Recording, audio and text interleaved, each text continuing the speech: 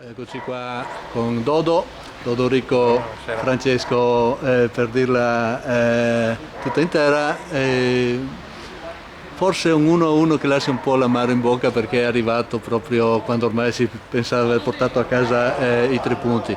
Voi giocatori, come vivete, come l'avete vissuta questa situazione? È normale, un po' di dispiacere c'è perché comunque sei 1-0 fino al 94esimo, manca un minuto perché penso che mancasse un minuto e prendi gol proprio all'ultimo, così è un po' un dispiacere, però alla fine è un punto, muovi la classifica sempre, è un punto importante comunque che ci dà morale, perché comunque sì, muovere la classifica è sempre morale.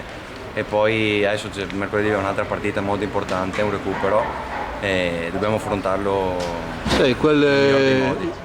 hai fatto un'analisi giusta perché il punto di oggi è se ce la giochiamo bene mercoledì, insomma le possibilità di giocarci i playoff restano intatte. Anche perché comunque era sì, una squadra di spessore, comunque, se non era. Sì, Valsolese ha giocato gran parte del campionato su classifica alta e oggi il Portogruaro non ha niente da rimproverarsi, insomma Forse voi il ce secondo l'avete messa. tempo si è un po' calati forse rispetto al primo, però comunque abbiamo fatto una partita secondo me positiva comunque, quindi un peccato per aver preso gol proprio all'ultimo. Il calcio si dice che è bello anche per questo perché insomma dal possibile 2-0 di Buriola poi c'è stato questo infortunio, chiamiamolo così, però insomma dobbiamo passare la Pasqua serenamente per presentarci poi con l'Ovis Persiano bene in forma.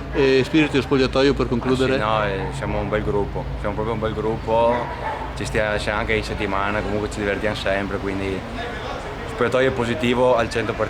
Tu sei a Quindi, posto? sì, no, postissimo, no, guarda, siamo veramente positivi tutti quanti e secondo me, guarda, speriamo, siamo tutti che ci crediamo comunque per fare un finale di stagione molto, molto bello, quindi speriamo. Mercoledì secondo me è un passo fondamentale per vedere, perché siamo solo noi che giochiamo, recupero, quindi questi 3 punti, se dovessimo farli, sono molto importanti. Bene, questo è un pensare positivo che fa bene, grazie Francesco, alla prossima. Grazie mille.